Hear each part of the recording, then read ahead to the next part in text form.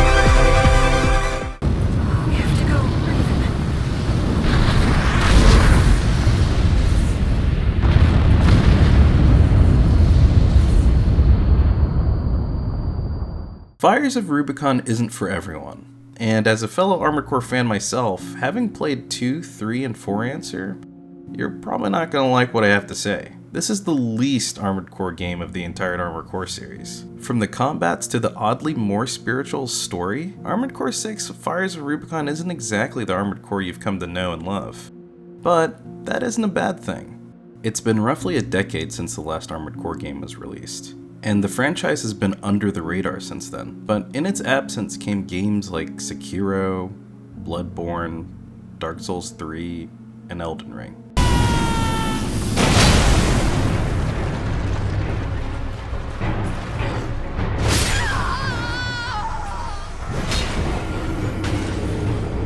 It isn't your stereotypical From Software game where you have an immense storyline, memorable characters, and open world elements. Instead, it got straight to what Armored Core does best. Awesome, tight visceral combat, highly customizable mechs, and engaging, challenging boss fights. And as a hardcore Armored Core fan, that's all I could ever ask for, really.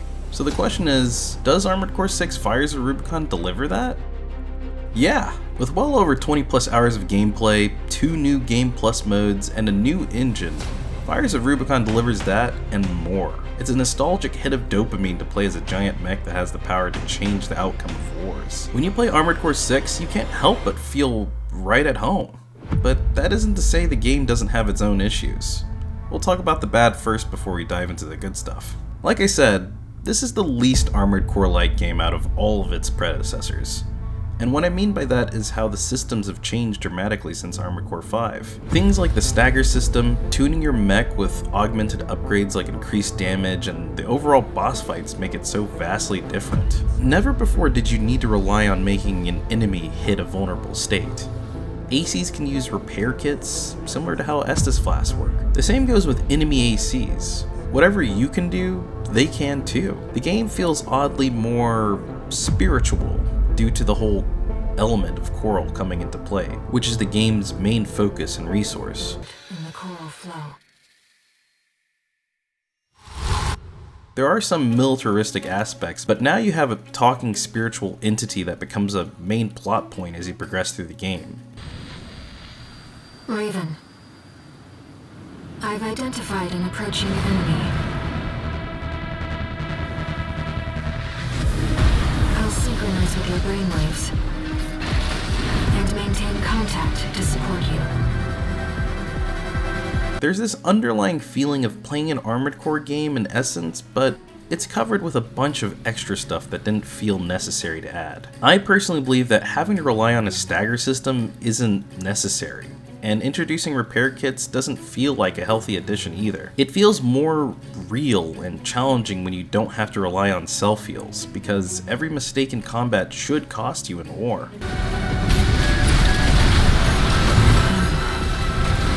I'm sorry, Raven. If you decide to take on unnecessary engagements like fighting enemy ACs when you don't have to, you should feel that, because every engagement you take could very well be your last. The only repairs you should receive are when you make it back home successfully after a mission. Go get your rest, 621. Things are going to get busy.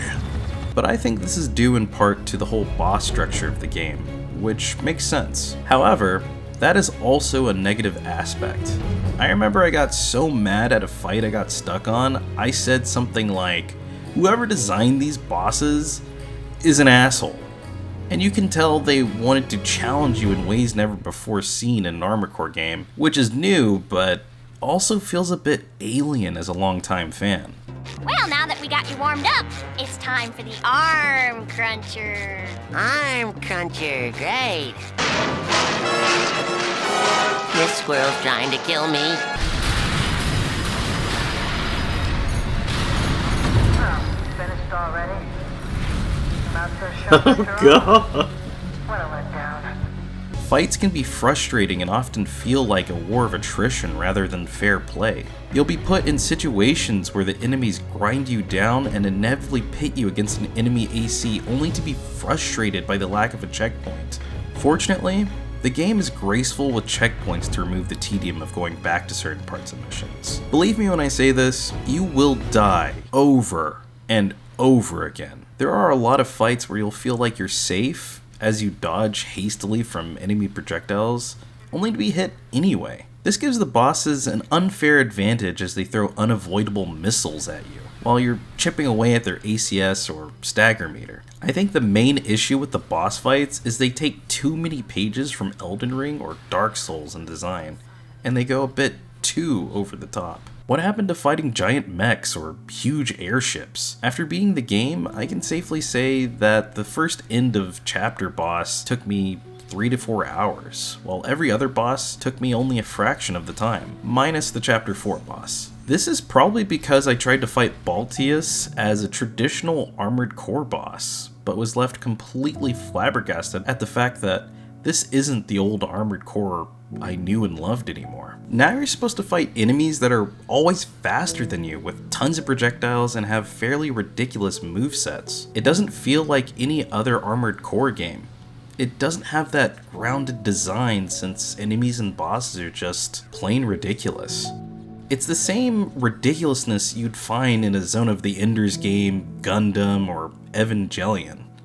It lacks the gritty, brutal, realistic nature that Armored Core games used to have. The only fights that feel even remotely fair are ones against other ACs. Only then is the gameplay more grounded and set on an even playing field. Whenever you have a boss fight against a non-AC, however, all logic gets thrown out of the window.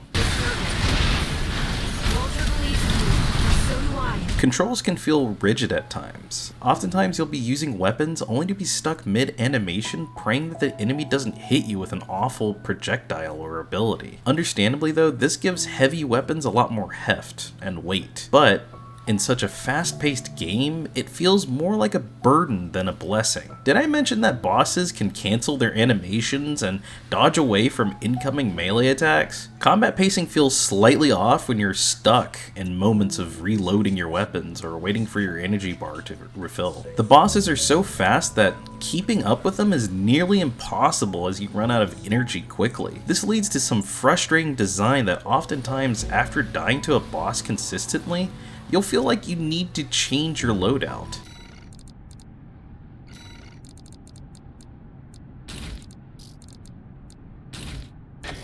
Yeah, boy. Not that changing your loadout is necessarily bad, but who wants to be told their AC's design just sucks? It can get annoying switching parts and guns around often. It really drives home the point that Fires of Rubicon is the least Armored Core-esque of the series. As I've said, for a dedicated fan of the series, this game's story isn't exactly Shakespeare. This is an open call from the Balaam Group, one of the corporate forces occupying Rubicon. Attention all independent mercenaries! This request comes from our affiliate, Dafeng. The Rubicon Liberation Front has deployed Baus artillery throughout the contaminated city. The city itself has no strategic value. We cannot allow them to hinder expansion of the Coral Survey. Show us your ambition. Destroy the Liberation Front's artillery. Bonus pay will be awarded for destroying their MTs. We want the enemy weakened. Liberation Front are the good guys, aren't they? Consider it an opportunity to prove yourself. Impress us, mercenaries!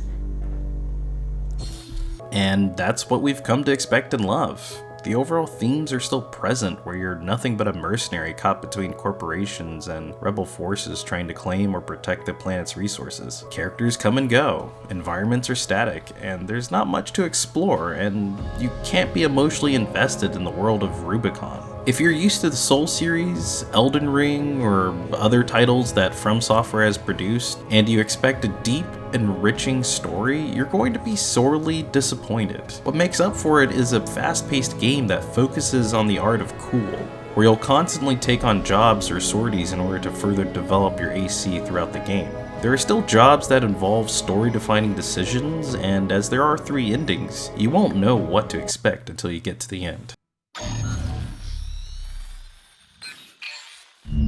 Raven, this job comes from me.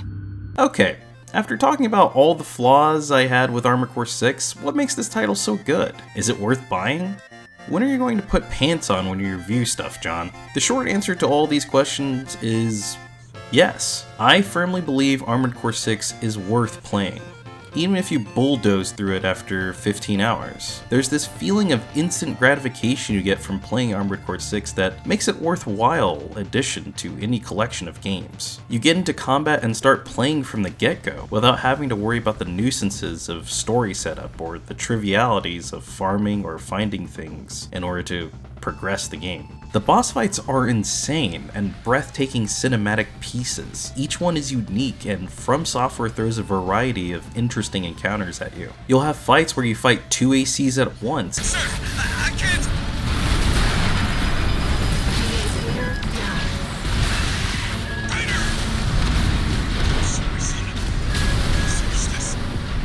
Others where you have 1,000 projectiles flying at you at once. The feeling of winning difficult encounters is very much satisfying, and you'll have plenty of those.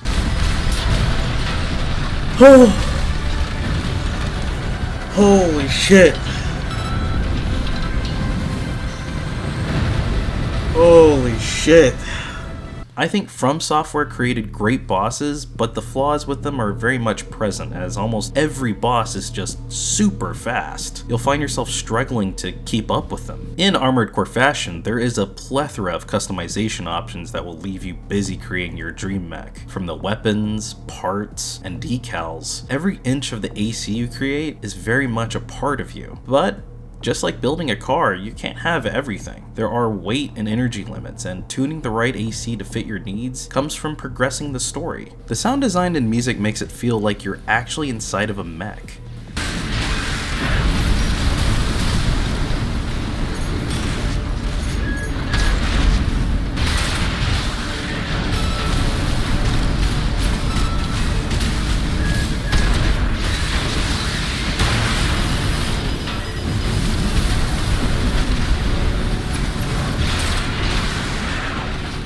And the overall attitude of an epic mech fighter is very much present. Fights have never felt more engaging with an electric track that fuels your mech as you fight for corporations. You feel like a badass mercenary throughout the entirety of each playthrough of this game.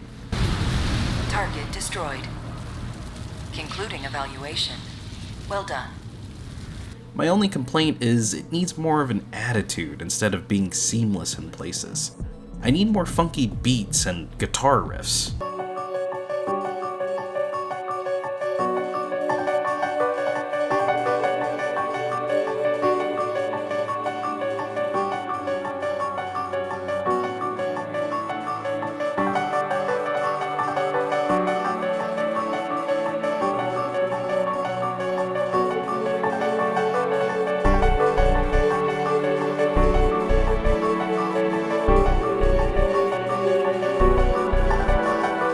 The arena system is back, allowing you to fight enemy ACs in a virtual reality simulation. And honestly, that's one of the best parts of an Armored Core game. Fighting neck and neck against enemy ACs, knowing you're on an even playing field against another professional. That's something that doesn't change and might as well be the trademark of Armored Core is its PvP. I remember tough as nails fights like Ace in Armored Core 3 and White Glint in Armored Core 4 Answer.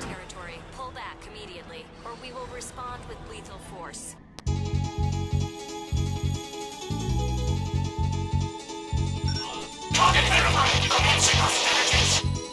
I want to talk briefly about the voice acting and characters because I think it's the best work so far, and in Fires of Rubicon you have Rusty. He's an absolute unit, and you can't help but root for this guy every step of the way. Sighting correction A-OK. 90, 95.